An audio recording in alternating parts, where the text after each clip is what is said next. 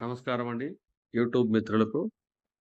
మన ఆంధ్రప్రదేశ్‌లో గత 2 రోజుల నుంచి ఉచిత ఇసుక పాలసీ అధికార పక్షం జీవో విడుదల చేయడం, ఒక్కొక్క ఏరియాలో ఇసుక లభ్యమయ్యే ప్రదేశాన్ని బట్టి 200-1500 వరకు టన్నుకు రేటు నిర్ణయించడం. దీని గురించి ప్రతిపక్షం అంటే వైఎస్ఆర్‌సీపీ చెందిన నాయకులు విమర్శించడం ఇవన్నీ మనం చూస్తానే ఉన్నాం.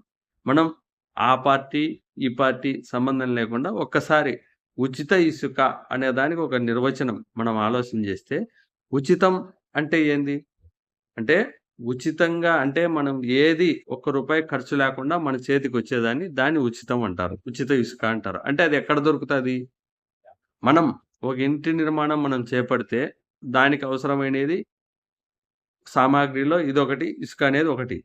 ఈ ఇసుక కోసం మనం ఒక వెహికల్ తీసుకొని మనం ఇల్లు మొదలుపెట్టినప్పుడు, ఒక ట్రాక్టర్ తీసుకొని నదీ పరివాహక ప్రాంతంలోకి పోతే, అక్కడ ఆ ఏరియాలో ఈ ఇసుక లోడింగ్ మీద ఆధారపడి కొన్ని పేద కుటుంబాలు బతుకుతుంటాయి.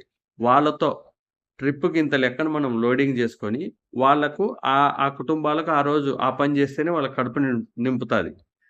అక్కడ మనం లోడింగ్ చేసుకొని మన సొంత అవసరాలకు మనం తీసుకొనొచ్చి మనం ఇల్లు కట్టుకోవడానికి ఉపయోగిస్తే దాన్ని ఉచితం అయితాది. అది ఉచిత ఇసుక అయితాది. అక్కడ నదీ పరివాహక ప్రాంతంలో ఇప్పుడు నేను చెప్పిన విధంగా ఎవరన్నా గాని మనం ట్రాక్టర్ తీసుకొని అక్కడికి పోతే మనం ఏసుకోవడానికి ట్రై చేస్తే ఆ మండల పరిధిలో ఆ గ్రామానికి సంబంధించిన పరిధిలో ఉండే పోలీసులు గాని, రెవెన్యూ అధికారులు గాని వచ్చి బండిని సీజ్ చేయడం, డ్రైవర్‌ను అరెస్ట్ చేయడం ఇటువంటివి చేస్తారు. ఇప్పుడు ఉచితం అనే దానికి అది కరెక్ట్ పద్ధతి.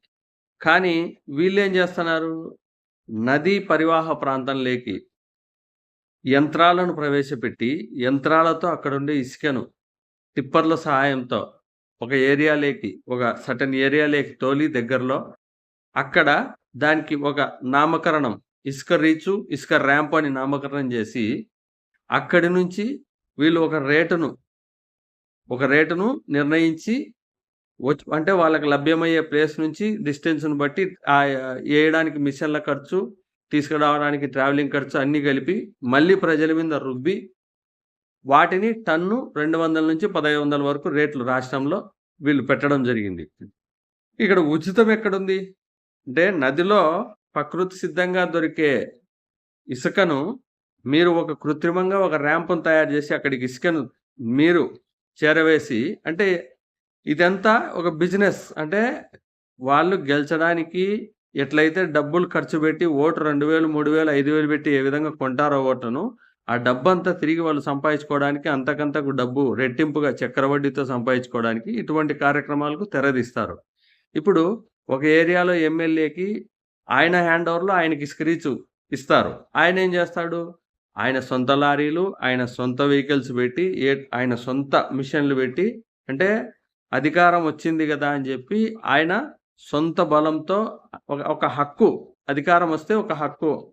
ఎవడు పోయి ఏం అడిగేదుండదు. ఏ రెవెన్యూ అధికారి మాట్లాడడు, పోలీసులు మాట్లాడరు. ఆయన సొంత ట్రాక్టర్‌లతో, సొంత మిషన్‌లతో అక్కడి నుంచి ఇసుకను తవ్వి ర్యాంప్‌కి తీసుకొనొస్తాడు. అక్కడి నుంచి మళ్ళీ సిటీకి గాని, చుట్టుపక్కల ప్రాంతాలకు ఆయన వెహికల్స్‌లోనే చుట్టూ డిస్పాచ్ చేస్తాడు. శాండ్‌ని గూడా ఆర్డర్‌ల ప్రకారం. అంటే మిగతా మధ్యవర్తులు ఎవరన్నా దీని మీద ఆధారపడి బతికేటోళ్ళు, ఈ లేబర్‌లు, డైలీ కాంట్రాక్టర్‌లు ఒకవేళ వెహికల్ పెట్టుకొని వెహికల్ ద్వారా ఇసుక ర్యాంపుల నుంచి ఇసుక తోలుకొనుకుంటోళ్ళు ఈరోజు వచ్చే ఇసుక లోడింగు ఇతని 50 బండ్లు అయిపోయిన తర్వాత మళ్ళీ మనకు లోడింగ్ వచ్చే అవకాశం. అంటే ఆ ఏరియాకి సంబంధించిన ఎవడైతే లీడర్ ఉన్నారో ఆ లీడర్‌ది అయిపోయిన తర్వాతనే సామాన్యునికి ఇసుక తోలుకునే అవకాశం. అంటే ఇదంతా పక్కా బిజినెస్. అంటే దీన్ని ఏం చేస్తున్నారంటే ప్రజలకు మేము అడ్డమైన హామీలిచ్చినారు. ఆ అడ్డమైన హామీలు వీళ్ళు నెరవేర్చాలంటే ఇటువంటి అడ్డమైన మార్గాలలో నడిచి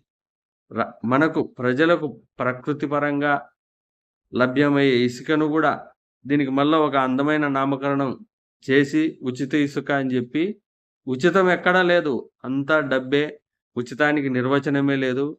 వీళ్ళ సొంత లాభాల కోసం, వీళ్ళు బాగుపడడం కోసం మాత్రమే ఇటువంటివన్నీ లైసెన్స్‌డ్. ఒకసారి ఎమ్మెల్యే అయినాడంటే నదిని దోసుకోవడానికి, వనరులు దోసుకోవడానికి వీళ్ళకి మనం లైసెన్స్ ఇచ్చినట్లు. ఇది ప్రజలు మీకేమన్నా అర్థమైంటే వీళ్ళు జెప్పే ఉచితానికి, మనం ఆలోచన చేసే ఉచితానికి కరెక్ట్‌గా సింక్ అయితాదని ఎవరైనా ఉంటే మీరు నాకు కనీసం కామెంట్‌లోనా తెలియజెప్పండబ్బా!